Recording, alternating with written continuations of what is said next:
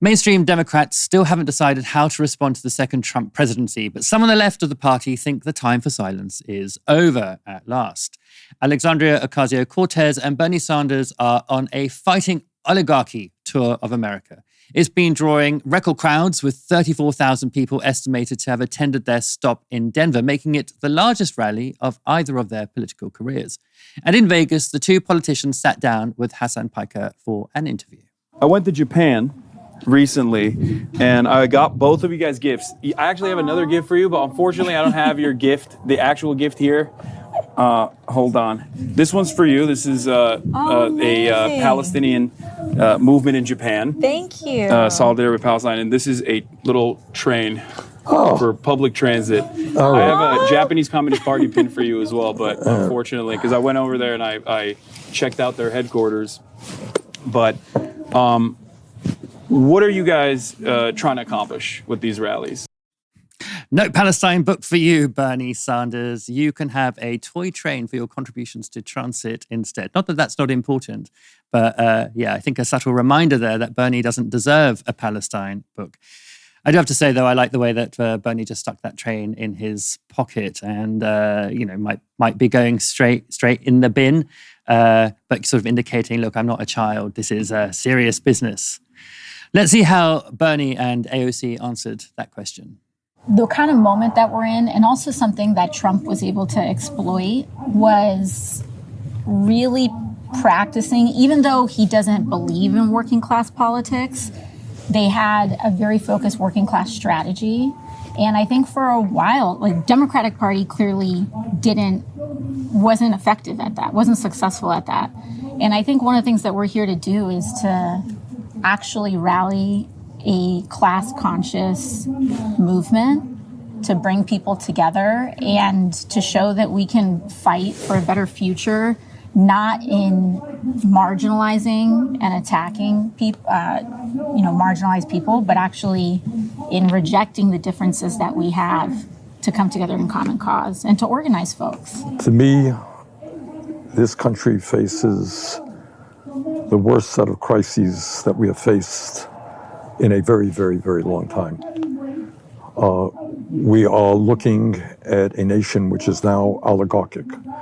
And they don't hide it. I mean, I must give them credit for that. They're out there. Mr. Musk, the richest guy in the world, is running all over the place, cutting the needs of veterans, going after Social Security.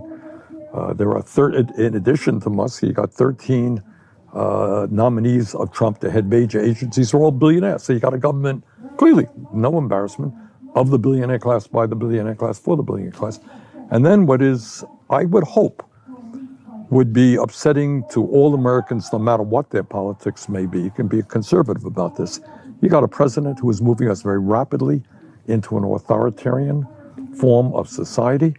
I mean, you don't sue media in America because they say something bad about you. Alexandria and I got about 500 lawsuits there, but we happen to believe in democracy. These rallies have generated quite a lot of buzz. Apparently, there are more people turning out than during Bernie's actual primary run. Is that significant? What do you think is in the future for these two, if anything? I think it's incredibly significant. This is a real kind of point of inflection in Democratic Party politics and where they want the party to move moving forward. And we are seeing a real sense of anger amongst the Democratic base, right, in terms of what Trump is being allowed to do with very little pushback and a bunch of what was described by the Mamdani campaign in NYC as being a bunch of fossils and people like Chuck Schumer. There's outrage, genuine outrage in terms of what we're seeing at town halls. Somebody said, clearly being nice isn't working. Have you tried violence? This is how angry Democratic Party voters are with their own party. And Chuck Schumer, his decision to try and whip Democratic senators to vote for the budget bill, the Republican budget bill, to try and stop there being a shutdown, as if that would make the Democrats look bad rather than the Republicans, has made every single Democratic Party voter who is really angry at Trump personally and the Democrats for not pushing back really feel disconnected with their elected representatives in a way they haven't felt in a long time. Now really is a time for there to be a kind of Democratic Tea Party moment, a real taking over of the party to change direction when the level to which the people feel feel represented by Democratic Party politicians has never been lower. This is the record low approval ratings for the Democratic Party they've not seen in decades and decades and decades. And at a time when people like Elisa Slotkin are being chosen as the Democratic representative to respond to Trump, ex-CIA Elisa Slotkin, giving a very kind of milquetoast response that didn't mean anything really, as opposed to AOC and Sanders drawing huge crowds touring across the country, speaking about, frankly, about the nature of billionaire capture and control of politics and oligarchy. This is where the divide is. It's grassroots politics versus establishment politics. It's the politics of appeasement versus the politics of opposition. And this is what Democratic Party voters want. Do we think this will be electorally successful? I have no idea. I don't know what the long-term future for this looks like. But in the absence of any action, in the absence of any kind of desire to show themselves as being hardworking political operatives rather than just being people sitting there collecting their super PAC checks, right? Sanders and AOC and people like Sean Fain, the leader of the United Auto Workers Union, who's spoken at a previous Sanders rally on his Fight Oligarchy tour, these are the only people who are showing some resolve. And there's a reason why we're seeing record turnout of crowds. And from apparent reporting on the ground that I've looked at, these aren't, DSA members. The DSA have just moved away from endorsing AOC because she's moved towards kind of the Democratic Party establishment. So for better or for worse, I will let viewers at home take their own opinions on this. But the people who are turning out to these rallies, these aren't hardened socialists. These aren't people these aren't Marxist-Leninists out there looking for a vanguard party. They're just normie lib wine mums who are looking at the Democratic Party and seeing a pathetic bunch of appeasers and any amount of opposition. And now is the time to bring these people over. I can have so much sympathy with people who are angry with AOC and Sanders for not being vociferous enough in their criticism of Biden and of Harris in terms of what's happening in Gaza. I have that same criticism. I can certainly empathize with what you're thinking here.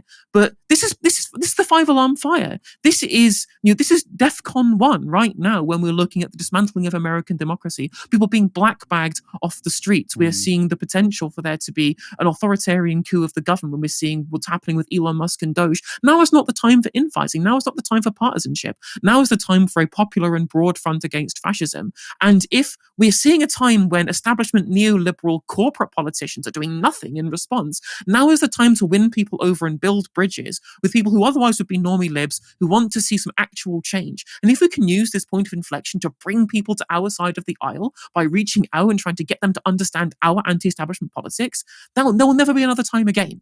So rather than, what I think is some short-term, probably legitimate criticism of what Sanders and AOC have represented for the past 4 years. Now is the time for reconciliation and thinking about what could be and how we use these moments, just like we used the BLM movement in the 2020s to rally people towards that kind of progressive politics and support of civil rights for the minority communities in America. Now is the time to galvanize class-conscious politics and to make people realize internally amongst liberal circles that now is the time for class consciousness and think that every single person on the front line is somebody who can get hit by the elites tomorrow, So say what you want about them. At least they're out there doing something, trying to galvanize political support rather than infighting, which is what we need right now. Because as Bernie Sanders said in his message to the public, now is not the time for wallowing despair and hiding under the covers. The stakes are too high. And I agree, the stakes are incredibly high. And if they're doing something, anything, that's better than doing nothing.